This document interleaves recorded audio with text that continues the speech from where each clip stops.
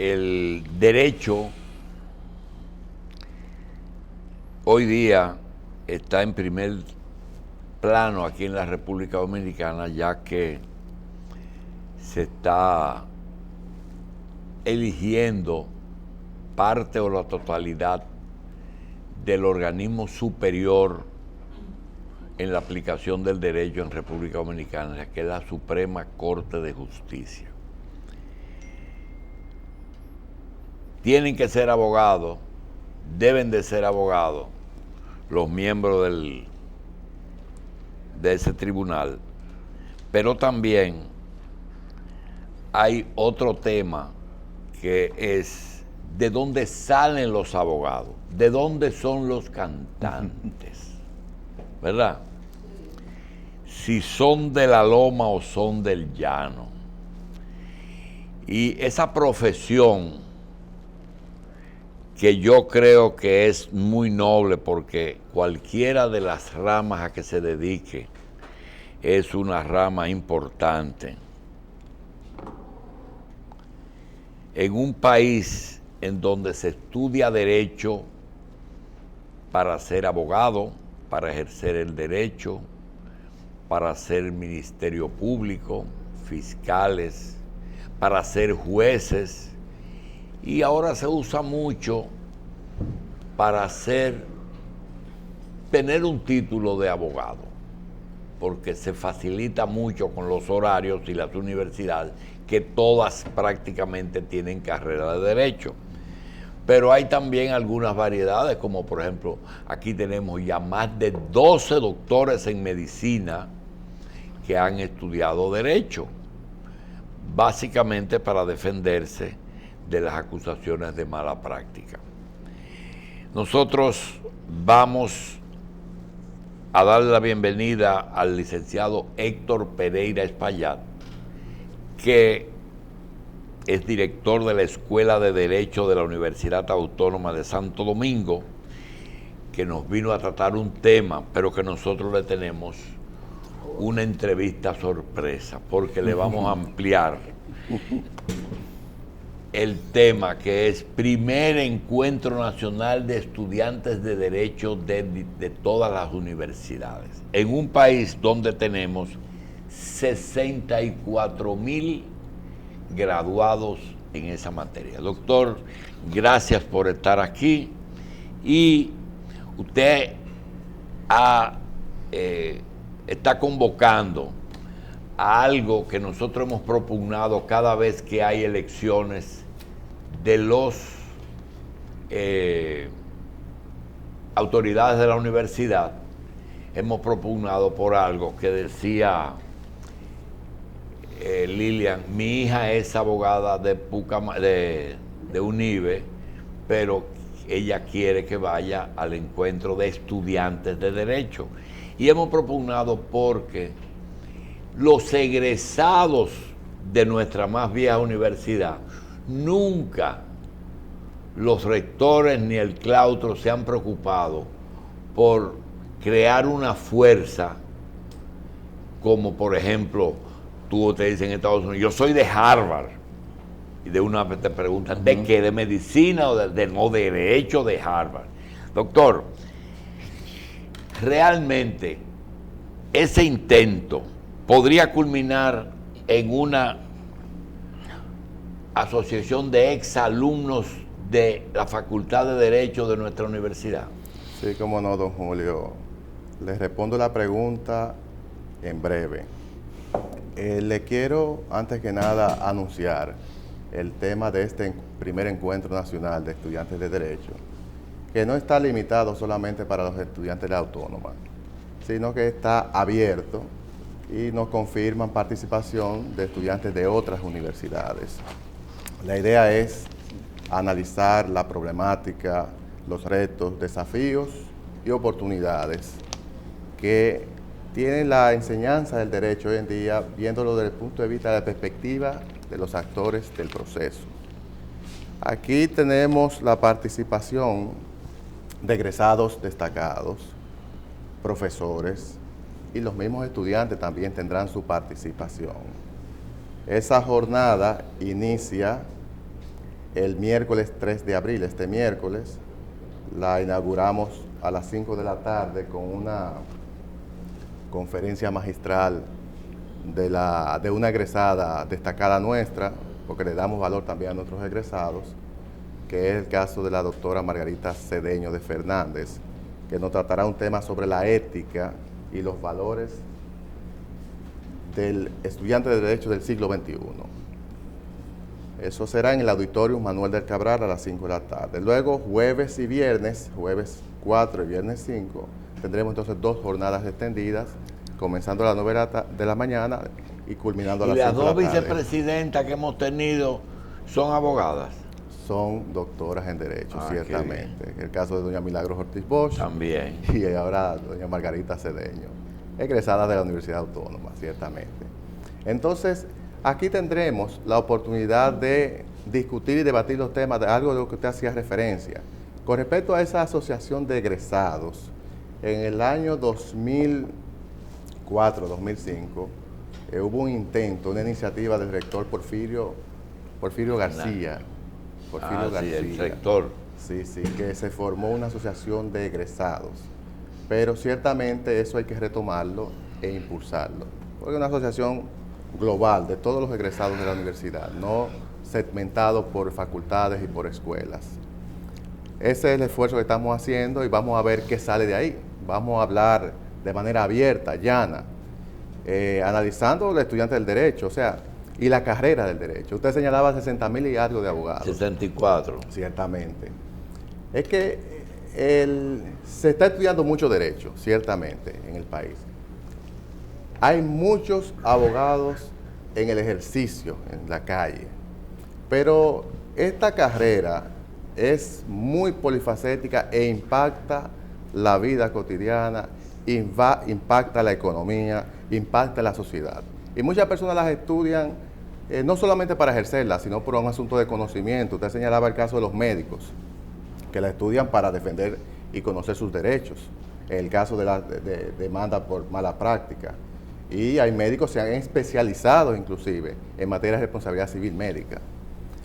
También muchos comerciantes, pequeños empresarios, medianos y hasta grandes la estudian por un asunto de conocimiento previo. No es que la estudian con el objetivo de ejercerla de manera activa. Yo conozco en el extranjero hasta derecho deportivo.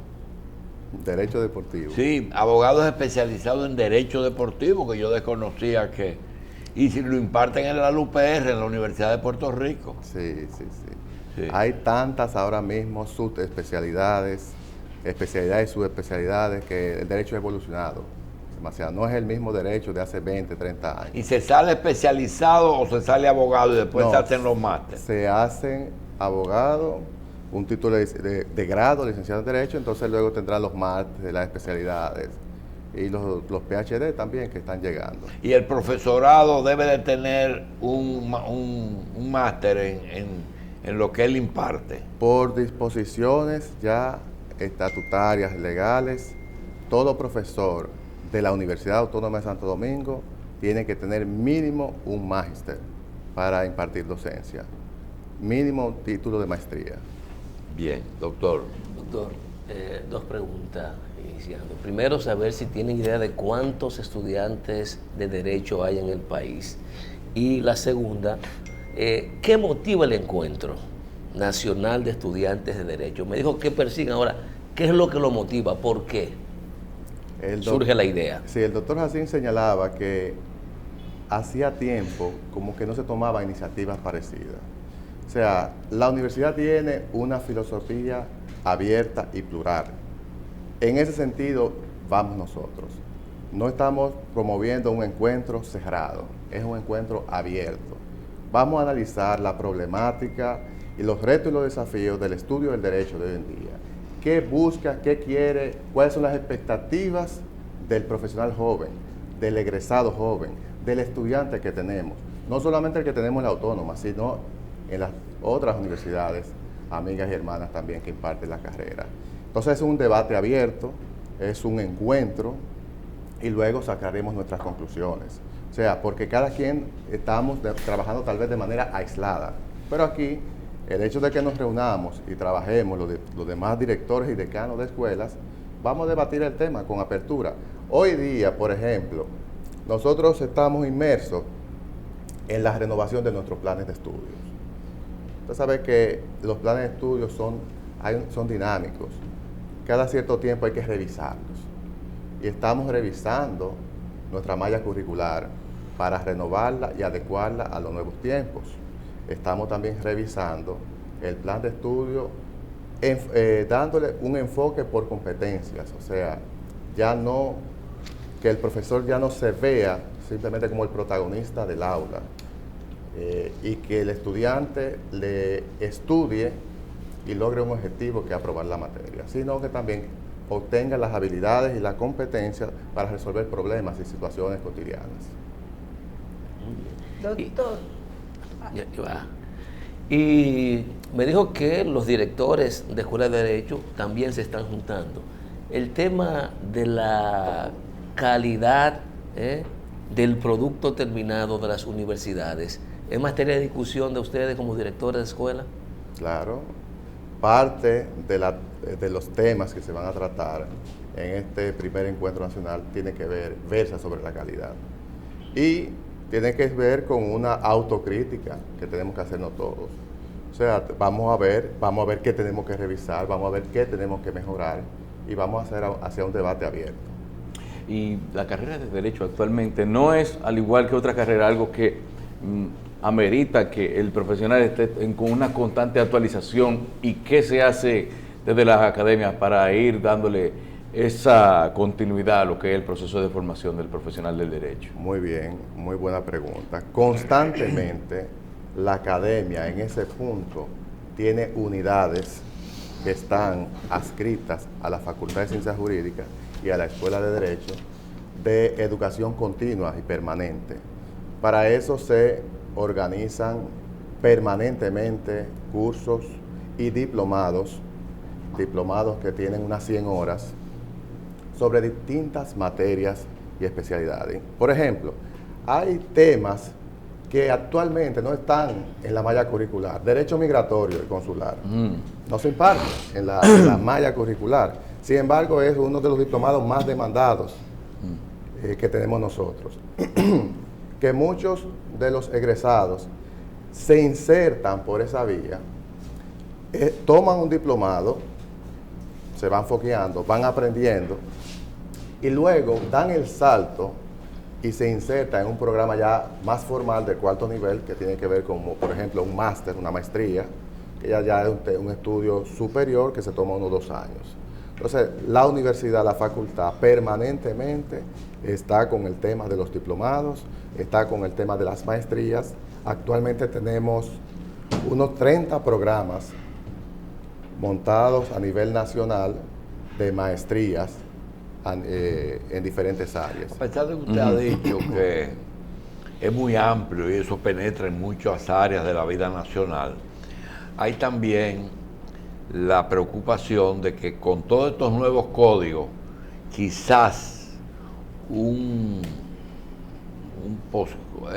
cursillo, un curso, de estas cosas que hacen, Curso de actualización. una actualización no sea suficiente, y a veces da la impresión de que usted necesita volver a una universidad a actualizarse totalmente, en algunos casos, a menos que tú estés especializado en una, como el médico que se especializa en una rama. ¿Es así? Mire, don Julio, si usted tiene una formación de base buena, o tiene un título de grado, usted está capacitado para asumir y actualizarse con un curso de actualización, estudiando, formándose y luego haciendo los debidos ajustes del lugar. Perfecto, eso se entiende. Doctor, ¿existe la vocación de abogado o eso es una profesión como cualquier otra? Yo diría que de parte y parte. Muchos la tienen como por vocación, otros estudian por oportunidades, otros la estudian por conocimiento. Fíjense, en mi caso particular, como usted sabe, mi padre era fue médico psiquiatra. Médico psiquiatra. Y yo hasta tercero de bachillerato estaba inclinado en estudiar medicina. Y luego en una conversación informal con un amigo que estudiaba Derecho, sobre las motivaciones por las que estaba estudiando. Lo que me motivó a mí a estudiarlo fue que vi una carrera muy, muy polifacética. O sea, realmente el derecho, si ustedes analizan, impacta la política, impacta la economía, impacta la sociedad, monopoliza un poder del Estado, que es el Poder Judicial, tiene el control de la rama del Ministerio Público. Muchas de las posiciones que se acceden al sector público se requiere la calidad de abogado, pero también si nos vamos al sector privado, tiene una participación permanente. Además, otros, como le estaba diciendo, con estas facilidades que se están dando en otras universidades, con el sistema andragógico, una vez por semana, muchos la están estudiando, algunos por moda, otros por, como usted señalaba, tener un título, otros por tener conocimiento, defender sus derechos, tener cierta facilidad para comprender temas. Algunos pretenden que sea un arma de reglamento. Sí, muchos les voy a decir algo. O sea, son empresarios que tienen sus abogados. Para poder entender mejor sus abogados, estudian derecho. Doctor. En el caso de los médicos se ha convenido en la necesidad de hacer una especie de evaluación periódica para ver si realmente se está en condiciones de ejercer la medicina. En el caso de los abogados, ¿usted cree, eso se ha planteado varias veces y el colegio ha estado opuesto radicalmente, pero usted cree que sería conveniente que eso se instituya en República Dominicana, ese tipo de evaluación? Yo entendería que una evaluación no vendría mal. El tema fue que se intentó pasar una ley, como usted sabe. Se intentó pasar una ley que era muy rígida, muy dura, puesto que forzaba prácticamente a todo profesional del derecho cada cierto tiempo a pasar por un sedazo de evaluación. Entonces, ¿qué sucede? Si usted es un abogado que se ha especializado en propiedad intelectual única y exclusivamente, es una rama muy subespecializada, a usted no le interesa la rama penal, la rama inmobiliaria, usted está obligado a formarse, a actualizarse después de 30 años de graduado, 20, 25 años, en todas estas materias. Eso no lo veíamos justo. Entonces también se estaba atentando contra un principio de libertad de empresa, cuando ya habían ya oficinas de abogados que son empresas constituidas. Entonces eso se diluyó en la Comisión de Justicia de la Cámara de Diputados. Yo pienso que tal vez se podría hacer un asunto de una evaluación menos rígida y por campos de competencia. Usted está inscrito dentro de los abogados, eso es un tema de discusión. Aquí estoy haciendo una valoración personal, porque nosotros tenemos que tener mucho cuidado cómo hablamos. Yo estoy representando un organismo y tal vez estos temas hay que discutirlo en los organismos para poder hablar a nombre de ellos. Posiciones. Lilian. Doctor, durante 3 días, miércoles, jueves y viernes, tuvimos lo que fue la evaluación por parte del Consejo Nacional de la Magistratura de los jueces a ocupar plaza. ¿Usted tuvo la oportunidad de ver esa evaluación? Usted como abogado, ¿qué opinión le mereció ese proceso de evaluación? Bueno, vi algunas evaluaciones, no las vi todas. Vi muchos jueces de corte, jueces de carrera, que realmente acreditan méritos para aspirar a las máximas posiciones. Yo pienso, tengo mis aprensiones con respecto a ese proceso, puesto que si bien es cierto, hay muchas personas con competencia, con calidad, lo que ha sido la tradición acá, no necesariamente se toma en cuenta eso. Como ustedes saben, se está planteando que prácticamente una persona está siendo señalada como posible presidente de la Suprema Corte de Justicia, como así sucedió en el pasado, que era algo que todo el mundo sabía, era un secreto a voces.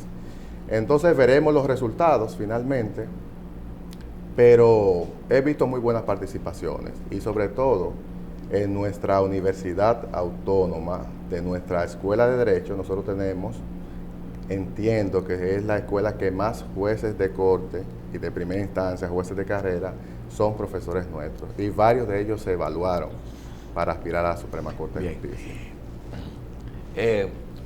Yo sé que usted no es un evaluador de jueces, pero es un abogado que acude a jueces si ejerce.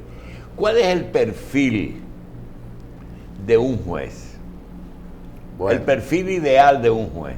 el perfil ideal de un juez es que sea un ente totalmente equilibrado, con inteligencia emocional, bien formado en cuanto tiene que ver con la ética, la formación jurídica y experiencia de la vida misma, porque se va a ver en momentos que tiene que poner en una balanza lo que es lo legal y lo justo.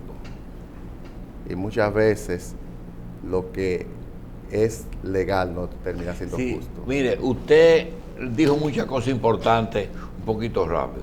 Un juez debe de tener conocimiento del derecho, o cuando se reserva un fallo tiene el tiempo de consultar. Eso es lo primero.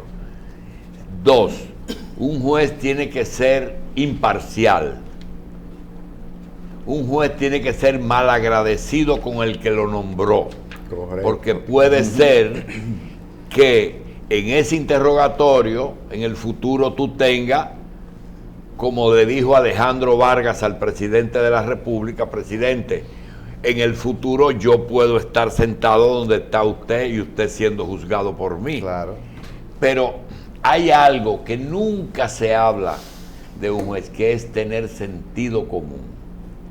El sentido común tenía mucho valor cuando había la íntima convicción. Desapareció la íntima convicción. Bueno. Ya por la prueba. Bueno, le voy a decir algo. De manera formal, se puede decir que ha desaparecido, pero yo digo que no, porque el juez, cuando analiza pruebas, y ante pruebas contradictorias a las que él pueda merecerle mejor crédito, ahí de alguna manera se impone su íntima convicción, porque entonces se decanta por aquella que él le considera mayor valor. Entonces, ahí en esa parte juega un papel sumamente importante. ¿Las simpatías políticas descartan a un profesional del derecho para ser juez? La simpatía política, yo diría que no. Yo diría que no, porque muchas personas, y la ha habido, han tenido militancia política, luego se quitan el traje de político y se ponen la toga de juez y han salido excelentes jueces. Hay 2 puntos que yo le confieso que no estoy claro. Uno es defender culpables, el otro es la vida privada de un juez. Si esas 2 cosas se permiten. ¿Cómo así? La vida privada. La vida privada de un juez. Es decir, su conducta en su vida privada. Un juez que sea, por ejemplo, que todo el mundo sepa que él es partidario del aborto, vamos a suponer. Que él sea partidario de que se legalice la marihuana. Ese juez debe de ser juez. Bueno, de las cosas que se han planteado... Porque en Estados Unidos yo veo como que equilibran. Dice, no, él es conservador y él es liberal. Liberal. Y más o menos saben la línea, las posiciones que tienen sobre diferentes temas. Sí. Una de las críticas que se han hecho acá, en las entrevistas del Consejo Nacional de Magistratura, precisamente es esa, que no se han hecho preguntas puntuales sobre posiciones de las personas en determinados casos. Aquí no tenemos esa cultura de que el juez exhiba una posición previa sobre determinada, o el juez o el aspirante, sobre determinada posición. En el sistema anglosajón lo vemos. ¿Y hasta dónde un consejo de la magistratura debe de escudriñar esa cosa que estamos hablando? Lo que ha pasado con el procurador y Miriam, es decir, hasta dónde el procurador se ha excedido y hasta dónde Miriam debe explicar lo que dice el procurador. Ese es un punto que tampoco entiendo. Bueno, desde mi punto de vista, ese tema entre el procurador y Miriam, nosotros públicamente, la facultad defendió a Miriam.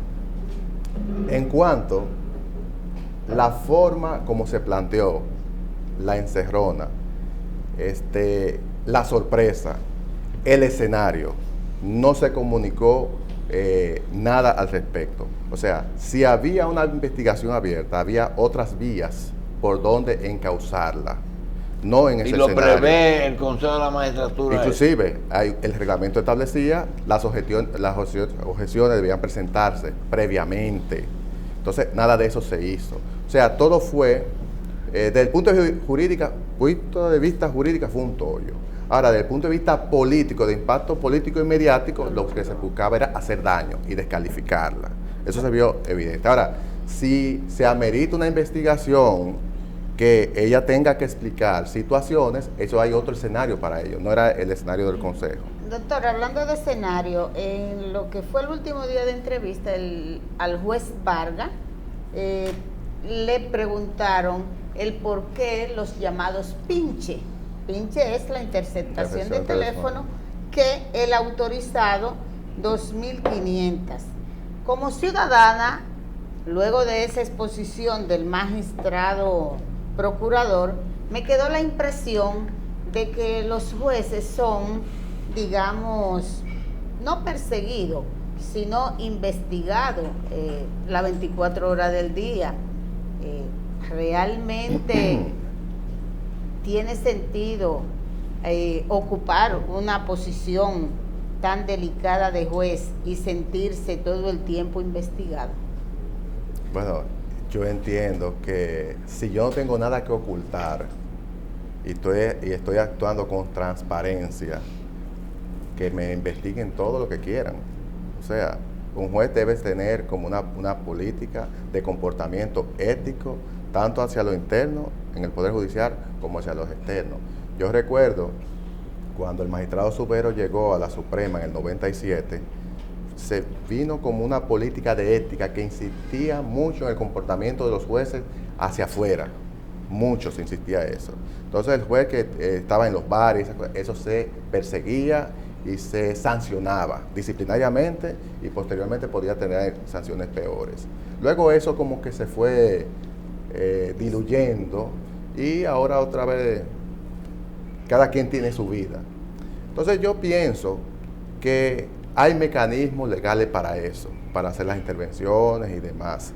Usted sabe que con la ley se juega, porque a un juez de la Suprema Corte de Justicia, pedir una intervención de un juez de la Suprema Corte de Justicia, un juez superior, de manera directa no es tan sencillo, pero lo disfrazan, porque se busca la intervención de otras personas y de manera indirecta, entonces piden esas intervenciones. Muchas veces piden intervenciones de teléfono sin señalar que se trata del teléfono del Usted habló de lo importante que es para todos los sectores el derecho.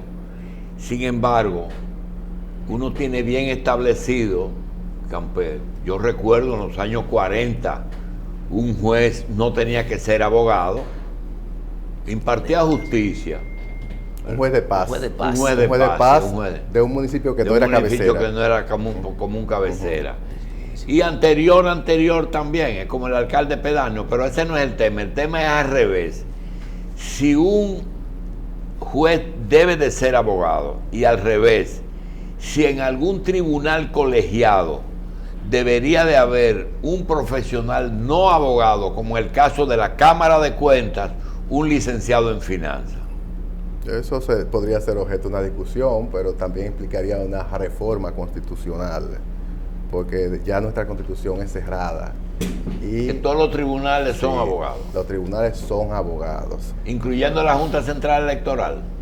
La Junta Central Electoral ahí me parece que no estoy... Me parece que permiten otros profesionales. Saladín no es abogado. Sí, Saladín no es abogado. Sí, ciertamente. Permiten otros profesionales. Puede Una ser un reforma. administrador o un licenciado en informática. informática. Igual que la Cámara de Cuentas, que también permite abogados y licenciados en finanzas, ciencias afines a la economía y la contabilidad. Licenciado, usted es director de la Escuela de Derecho de la Universidad Autónoma. Por tanto, es la institución que recibe mayores recursos de parte del Estado. ¿Cree usted que con 64,000 abogados que hay en el país, todavía sigue siendo algo prioritario o debe de Evaluar. No, y más bien discriminar para las inversiones por área de estudio en la Universidad Autónoma de Santo Domingo. Porque, por ejemplo, la agronomía y la veterinaria hay que estimularla para que vayan a estudiar. ¿Por qué no se limita un poquito para el ingreso para estudiar Derecho? En la Universidad Autónoma de Santo Domingo hay un departamento de orientación universitaria que el estudiante cuando ingresa se le orienta. Y déjeme decirle, anteriormente quienes accesaban a estudiar Derecho eran muchos estudiantes. Eso ha disminuido en la UAS, porque se ha privilegiado y se ha motivado otras carreras como educación, pedagogía. Esa ha tomado un auge tremendo. O sea, personas que estudian para ser maestros de escuelas. También el tema, hay carreras que están muy deprimidas, que solamente se imparten en la Universidad Autónoma de Santo Domingo por su carácter social, que cofinancia el estudio de carreras necesarias para el desarrollo nacional. Sí, pero sobre ese tema, doctor, eso que está preguntando, que es la posible limitación de las escuelas de algunas carreras, eso se ha discutido mucho. Por ejemplo, la Universidad Autónoma de Santo Domingo, que le cuesta al Estado muchos miles de millones al año, debería de definir qué carreras necesita el país y por razones de libertad de decisión, libertad de un derecho humano que tiene una persona. Bueno, usted quiere estudiar física nuclear, bueno, váyase al sector privado o váyase fuera. En Estados Unidos, por ejemplo, la medicina es elitista porque cuesta 24 horas, no es como el derecho que usted puede ir a una semipresencial y hacerse abogado los sábados, pero la medicina usted no se puede hacer semipresencial. Realmente la limitación podría ser en la UAS solamente. Ese es un tema que no solamente corresponde a nosotros, eso ya es un tema de política universitaria general. Es un tema que implicaría una discusión profunda de otros estamentos universitarios. De la universidad. De la universidad. Yo creo que es un tema que trasciende la academia, doctor. Y trasciende la Eso academia. trasciende las academias, Claro, porque claro. tiene que ver básicamente con un la plan economía. estratégico de Correcto. desarrollo, de planificación del mercado laboral, que es lo que Correcto. necesitamos. Bueno, pero los países no totalitarios, los países organizados tienen cierta forma de limitar eso. Eso, hay maneras de hacerlo, Eso implicaría, o sea, como usted estaba señalando, que trasciende la academia. Eso se implicaría hasta una política de Estado en el esquema de educación superior. Entonces es un tema que también está abierto al debate. Doctor, vamos a repetir el evento. Sí. El evento del Encuentro Nacional de Estudiantes de Derecho inicia el miércoles 3 de abril con una conferencia magistral inaugural a las 5 de la tarde en el Auditorium Manuel del Cabral con la doctora Margarita Cedeño de Fernández. Luego se extenderá los días jueves 4 y viernes 5 de abril en el Paraninfo de la Facultad de Ciencias Jurídicas a partir de las 9 de la mañana, discutiendo varios temas que aquí entiendo que hemos dado un avance de temas que se van a profundizar y discutir. Pueden allá. ir graduados, ¿verdad? Sí, es abierto. Como su hija puede ir para allá. Así será. Una pregunta ya en sentido general. ¿Por qué la calidad de la enseñanza en la Universidad Autónoma de Santo Domingo ha descendido tanto? ¿Y qué se podría hacer para mejorar eso? Yo hago la pregunta porque recuerdo que un egresado de cualquier escuela de la UAS era un profesional bien terminado hace algún tiempo. Sin embargo, eso ya no es una garantía realmente. Mira, yo no diría y no podría afirmar eso que usted está señalando, porque nosotros tenemos un asunto que nos ingresan muchos estudiantes. Allá van a encontrar muchos muy buenos y muchos no tan buenos. Pero si usted analiza los egresados de las diferentes universidades que están insertados en el mercado laboral, que están insertados en los poderes públicos, usted verá que la mayoría y con mucha calidad son egresados de la Universidad Autónoma de Santo Domingo. Yo defiendo... Pero usted mencionó 64,000 abogados que hay en República Dominicana y de esos 64,000, usted puede estar seguro de que hay un montón que no están ejerciendo. Ciertamente, pero comencé diciendo desde un principio que no todos ejercen la carrera. Muchos estudian Derecho por conocimiento, muchos estudian Derecho, terminan haciendo otra actividad económica, muchos lo estudian por vocación, por tener manejo de ciertas cosas, por entender con los empresarios que trabajan, para defender sus propios derechos. Otros no tienen la suerte de insertarse, es la realidad, que tienen el deseo pero no tienen la suerte o las habilidades, las condiciones para insertarse. O sea, hay muchos factores, pero de nuestros egresados, muchos tienen presencia e incidencia en los diferentes estamentos, los resultados están ahí. Bien. Doctor Héctor Pereira